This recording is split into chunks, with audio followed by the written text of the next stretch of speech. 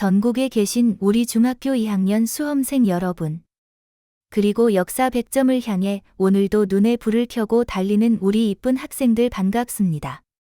여러분의 역사 성적을 바닥에서부터 신의 영역으로 단숨에 하드캐리할 그로우레베이 아이 스터디랩 연구소 1타 역사 강사 왔습니다.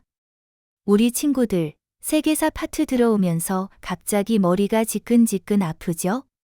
선생님, 한국사도 벅찬데 왜 갑자기 영국이니 프랑스니 제국주의니 복잡한 서양놈들 얘기가 이렇게 많이 나오나요? 하면서 역사 포기 선언하려는 소리가 제 AI 연구소까지 들립니다. 하지만 걱정 붙들어 매세요. 1타 강사가 왜 1타겠습니까? 시험에 나오는 맥락만 싹 다 긁어 모아서 머릿속에 통째로 쑤셔 넣어 드리겠습니다. 오늘 우리가 털어볼 단어는 바로 오늘날 현대사에 지대한 영향을 미친 유럽의 산업화와 제국주의입니다. 이 단어는 학교 선생님들이 서술형 깎아 먹으려고 호시탐탐 노리는 지뢰밭 같은 곳이에요. 하지만 오늘 저와 함께 딱 18분 동안만 빡세게 몰입하면 여러분은 이번 시험에서 역사 만점의 신화를 쓰게 될 겁니다. 자, 필기도구 쥐고 등 허리 꼿꼿이 펴고 눈빛 반짝이면서 출발합니다. 소리 질러 아자아자 간다 뿅 간다. 얘들아 집중해. 나 김치중길이 말하고 있잖아 지금. 자, 첫 번째 파트입니다. 파트 1. 산업혁명의 태동. 역사를 공부할 때 가장 멍청한 짓이 뭔지 아십니까? 그냥 쓰면서 달달 외우는 겁니다. 역사는 과거에 일어난 사건이기 때문에 항상 인과관계이자 항상 비포 애프터이다 알았어요? 산업혁명이 일어나기 전 인류는 물건을 다 뭘로 만들었을까? 그렇지, 손으로 한 땀 한 땀 만드는 가내수공업이었어. 그런데 산업혁명이 뻥 터지면서 기계가 쿵덕쿵덕 찍어내는 공장제 기계 공업으로 인류 삶의 패러다임이 완전 뒤집어집니다. 그럼 출제위원인 학교 선생님들의 머릿속엔 질문이 딱 하나 떠오릅니다. 아니 도대체 왜, 그 수많은 나라 중에 왜 영국에서 가장 먼저 산업혁명이 일어났을까? 이건 무조건 시험지 2페이지 5번이나 6번에 나오는 고정 5점짜리 문제입니다.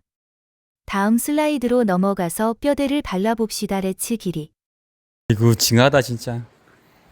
자, 화면 주목해. 칠판 보세요. 영국의 산업혁명 배경은 크게 4가지 축으로 나뉘는데 이번에 제가 여러분 시험지 저격용으로 아주 깔끔하게 재정리해왔습니다. 첫 번째, 정치적 안정.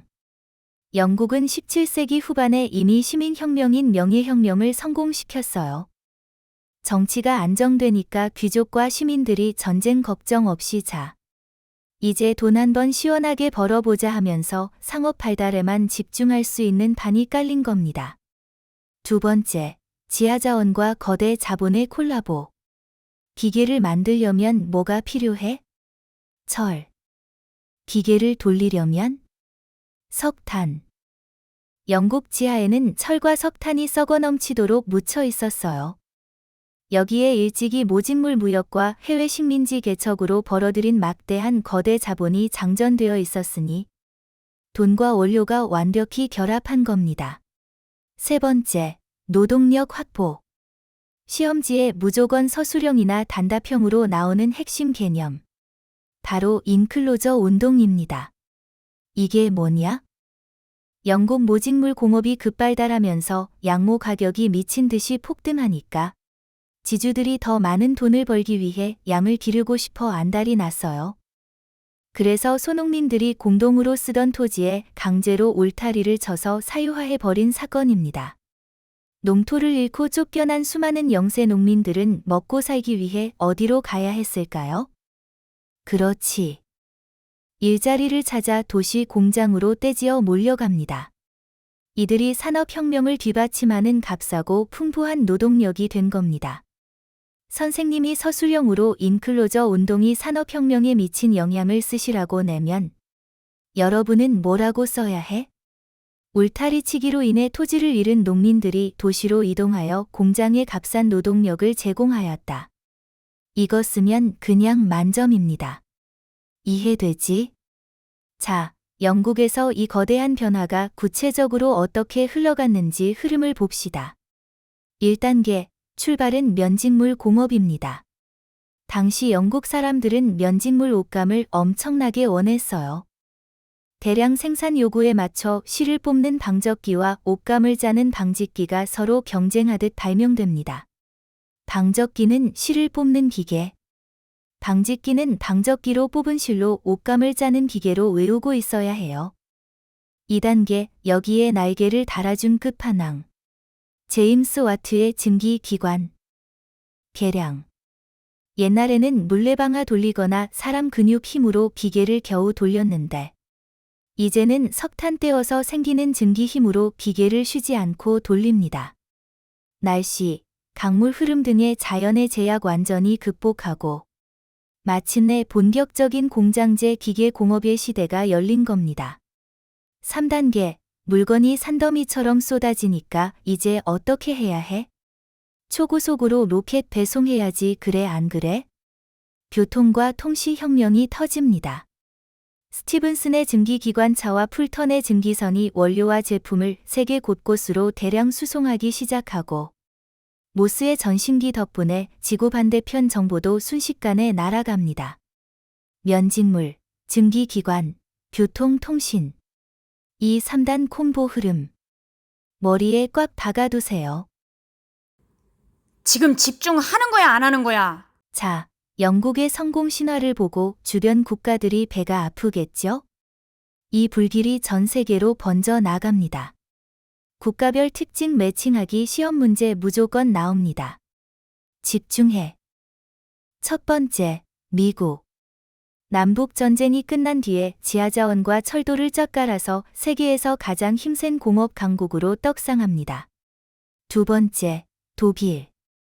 흩어져 있던 국가가 통일을 이룩한 다음 국가가 대놓고 앞장서서 밀어줍니다. 특히 석탄 수준을 넘어서 전기와 화학 같은 중화학 공업을 깡패 수준으로 발전시킵니다. 여기서 일타 강사만의 족집게 개념 킥.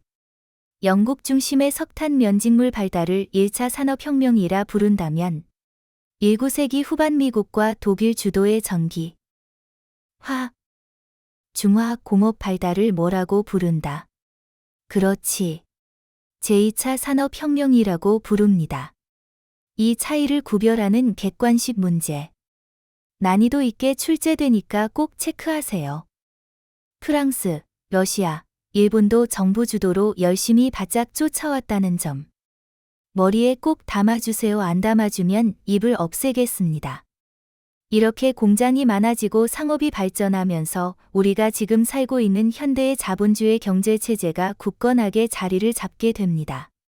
이때 자본주의의 아버지, 경제학의 신이라 불리는 인물이 등판합니다. 누구?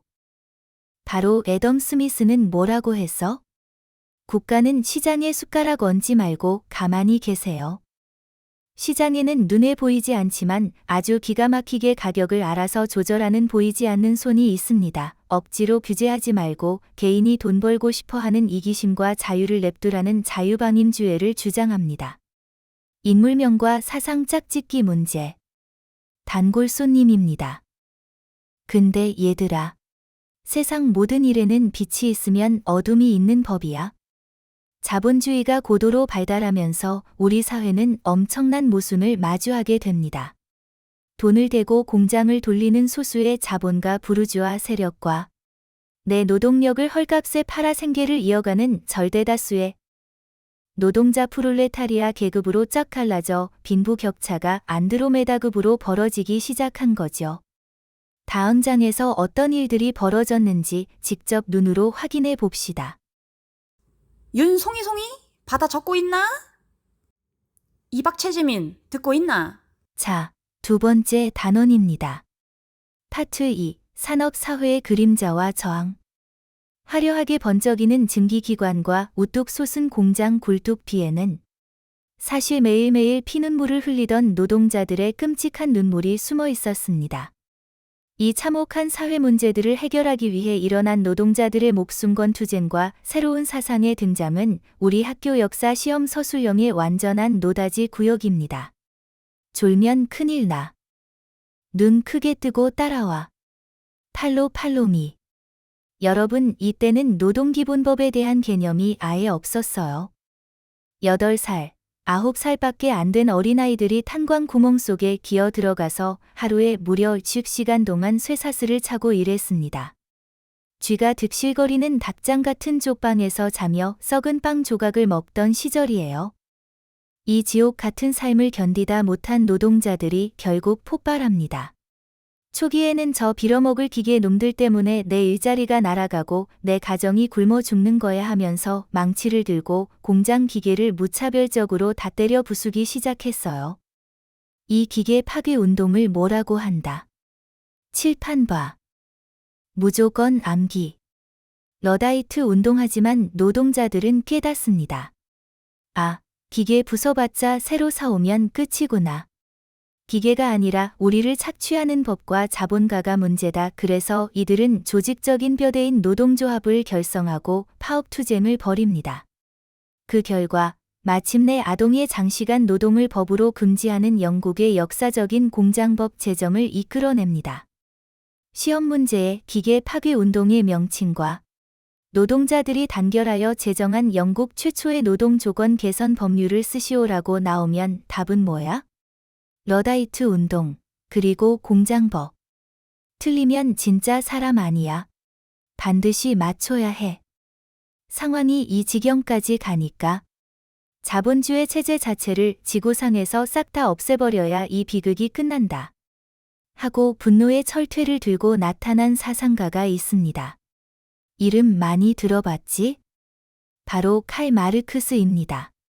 마르크스는 초기 자본주의의 사유재산 제도와 시장 방임을 맹렬히 비판했습니다. 그리고 아주 강력한 해결책을 제시합니다. 자본가가 노동자를 등쳐먹을 수 있는 이유는 공장이나 기계 같은 생산수단을 개인이 사유화하고 있기 때문이다. 그러므로 개인의 사유재산 제도를 폐지하고 생산수단을 국가와 노동자들이 공동 소유 사회화로 만들자. 이것이 바로 사회주의 사상의 핵심입니다. 마르크스의 마지막 경고. 만국의 노동자여, 단결하라. 너희가 잃을 것은 쇠사슬뿐이요. 얻을 것은 전 세계다. 총칼을 들고 자본가들을 혁명으로 무너뜨려라. 이 마르크스의 사상은 후대의 러시아 혁명이나 중국 공산화 등 세계사의 거대한 소용돌이를 만드는 핵심 폭탄이 됩니다. 사상과 인물 꼭 기억해 두세요. 자, 이제 마지막 대망의 하이라이트입니다. 파트 3. 욕망과 침략의 역사. 제국주의.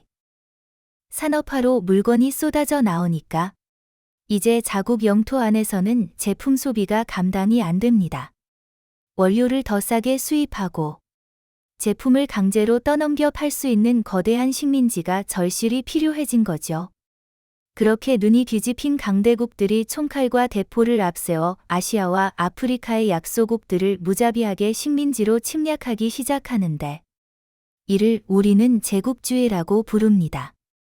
이 제국주의자들이 자기들의 더러운 침략 행위를 정당화하려고 짓거렸던 말도 안 되는 억지 논리들이 있어요. 시험 출제 순위 0순위입니다.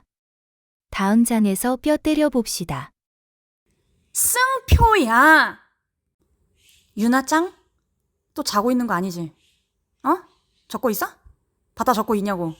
졸고 있는 거 아니냐고. 휴대폰 하는 거 아니냐고 지금. 자, 제국주의 강대국들이 짓거린 비열하고 억지스러운 정당화 논리 3가지입니다. 단어 뜻을 명확히 써야 하는 단답형이나 서술형 지문으로 단골 출제되니까 형광펜 들고 밑줄 짝 치세요. 첫 번째, 사회 진화론. 찰스 다윈의 생물학적 진화론인 적자 생존입니다. 환경에 적응한 강한 놈만 살아남는다를 인간 사회에 강제로 대입한 겁니다.